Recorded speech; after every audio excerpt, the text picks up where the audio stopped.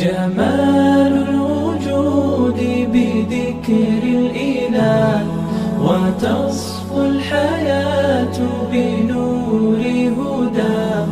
جمال الوجود بذكر الإله. السلام علیکم ورحمۃ اللہ وبرکاتہ. نحمدہ ونصلی علی رسولہ الکریم. اما بعد.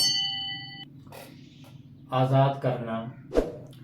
لفظ آزاد کرنے کے حوالے سے ہم معنی الفاظ جو قرآن کریم میں آئے ہیں ان میں فرق کیا ہے، اور اس لفظ کے لیے الگ الگ الفاظ کے انتخاب کی وجہ، ان الفاظ کا سیاق و سباق اور آیت کے پس منظر میں مفہوم، یہ ہوگا آج کا ہمارا سبق انشاءاللہ.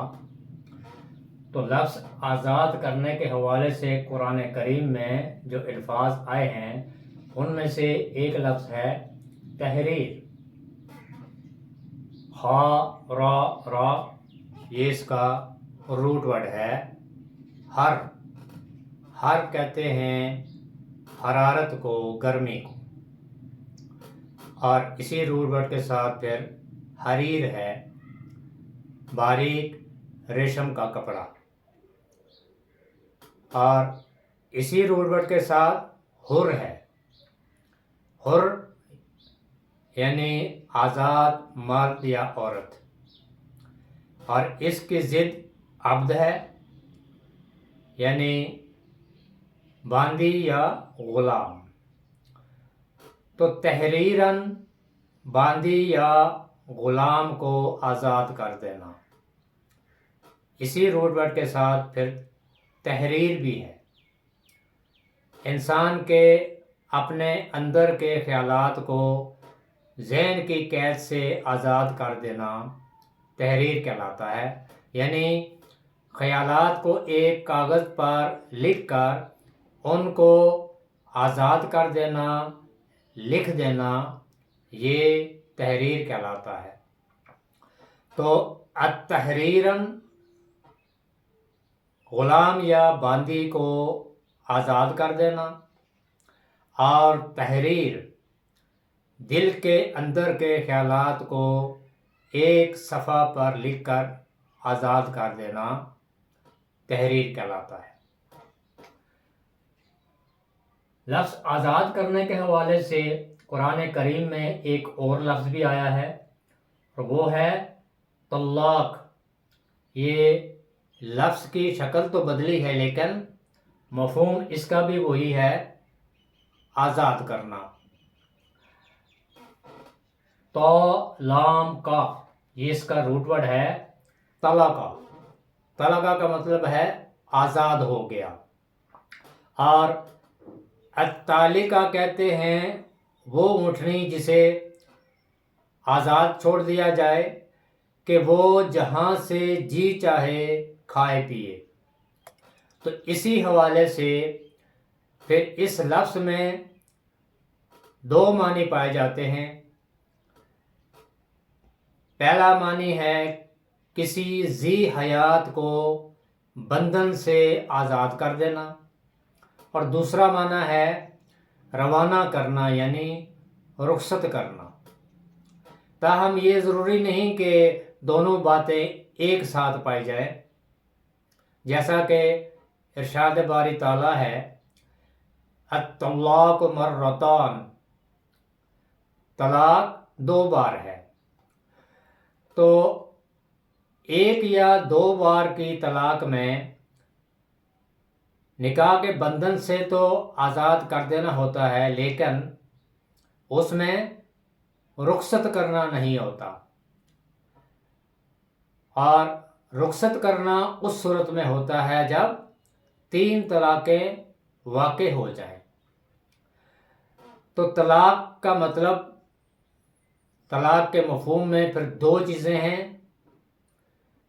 کہ اپنی بیوی کو نکاح کے بندھن سے آزاد کر دینا، اور دوسرا رخصت کرنا.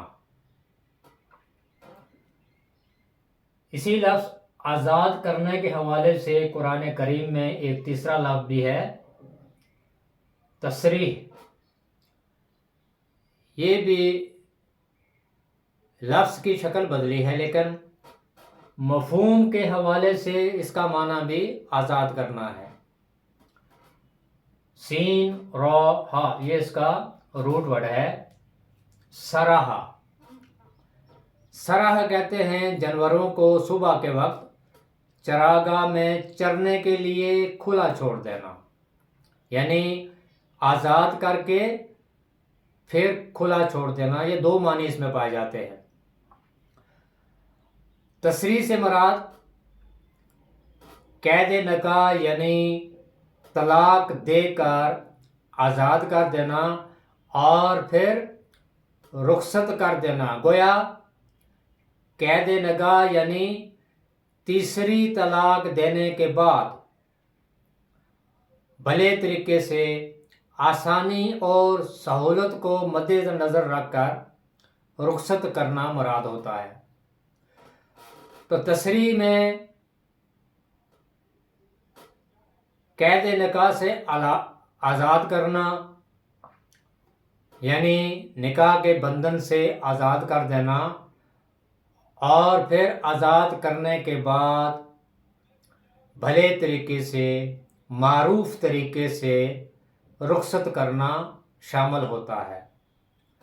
تو اس لفظ میں بھی معنی وہی پایا جاتا ہے، آزاد کرنا، لیکن تسریح میں آزاد کرنا اور اس کے ساتھ بھلے طریقے سے رخصت کرنا بھی شامل ہوتا ہے۔ تو طلاق میں اور تسریح میں یہ فرق ہے کہ طلاق تو 2 بار بھی دی جاتی ہے، یعنی یا 1 بار یا 2 بار۔ تو طلاق میں 1 یا 2 بار کی طلاق پر رخصت کرنا نہیں ہوتا، اور جب کہ رخصت کرنے کے لیے 3 طلاقیں واقع ہونا ضروری ہوتی ہیں، تو اس کے لیے پھر لفظ سراہا ہے، تسریح۔ تو تسریح میں طلاق کے بندھن سے یعنی نکاح کے بندھن سے بھی آزاد کرنا ہوتا ہے، اور پھر اس میں رخصت کرنا بھی ہوتا ہے۔ تو یہ آزاد کرنے کے حوالے سے قرآن کریم میں جو 3 الفاظ آئے ہیں جو کہ ہم معنی ہیں، لیکن ان کی شکل اور ان کا جو روٹ ورڈ ہے وہ الگ الگ ہے۔ تو اس سے ہمیں قرآن کی آیات کو سمجھنے میں آسانی ہوتی ہے۔ اللہ تعالی ہمارے لیے آسانیاں پیدا فرمائے، اور قرآن کے الفاظ کو سمجھ کر اور پھر قرآن کی آیات کو سمجھ کر اور قرآن کے مفہوم کو سمجھ کر اس پر عمل کرنے اور قرآن کی ان آیات کو دوسروں تک پہنچانے کی توفیق عطا فرمائے۔ سبحانک اللہم و بحمدک، نشہد ان لا الہ الا انت، نستغفرک و نتوب الیک۔ والسلام علیکم ورحمۃ اللہ وبرکاتہ۔